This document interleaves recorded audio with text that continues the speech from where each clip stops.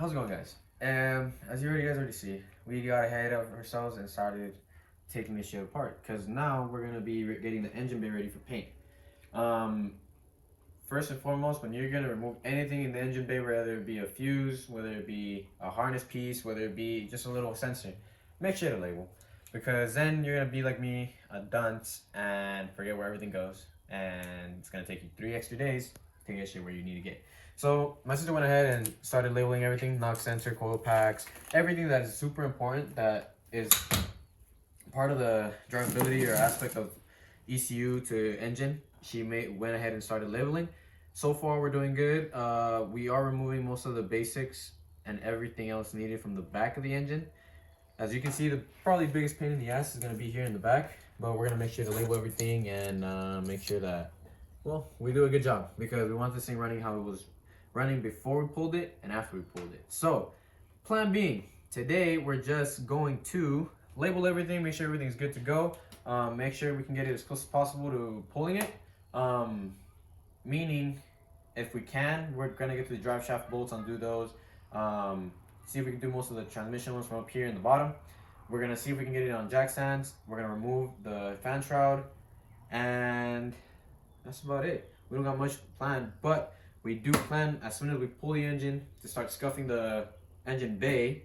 We're gonna start masking stuff off. We're gonna start making a hole for our third clutch our clutch pedal. That's gonna be going there. And in automatics, they don't have a clutch, obviously, so you have to cut out your own little hole, drill, and for the master cylinder. So that's what we're gonna be doing. We're gonna get a Brian Metzler Z1, no, not Z1, Brian Metzler one-piece stainless steel clutch line that goes from the slave to the master cylinder straight to the slave on the transmission, because we do have parts car coming in soon. That's going to be part of the video.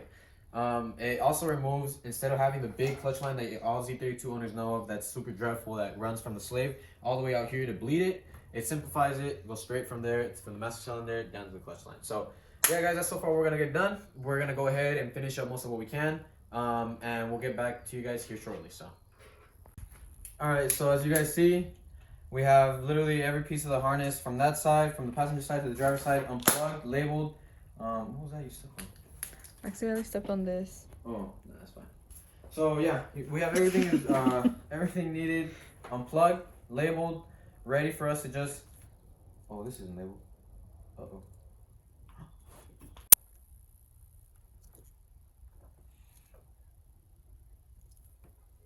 Oh, I'm retarded. Okay, this is TPS 2. So yeah, we got everything labeled. Now we need to remove the cooling system. This one still has the old clutch fan type system, so we're gonna be removing that. We're gonna be removing all the cooling hoses, and then we should, in theory, be ready to pull the radiator, and then we can have access to all the hoses and all the, not hoses, my bad, the serpentine belts, remove those, and then we can work our way from front to back of the car. So far for today, we did pretty good progress. We're pretty set on where we're at. We will be relocating this fuse box to under the fender. It's a really common mod. We will be removing the power steering reservoir and be putting it under the nose panel as well. That's for future videos. Right now we're at is a good stopping point because we don't have to go half on anything else around here. We already got removed all the harnesses, hoses that are important to the chassis, like the brake booster. We also removed, well, we found out that the intake hoses were bent. So this is really common on Z32s. A lot of people overlook this step when putting this hose in general. This hose, just be careful, guys. Just put a flathead. It's a little hack that you can find. You just put a flathead through the bottom, make sure it's straight, and then slide it in. It's not that hard. Stop being fucking lazy, or else this shit happens. You just bend it, and then you're wondering, oh, why am I having a vacuum leak? Why am I idling all retarded, all dumb? There you go. That's why. So there you go, guys. That's it for today's part. We will be updating further along as we go. Today, that's all the time we got for this so far. So yeah, thank you guys for watching.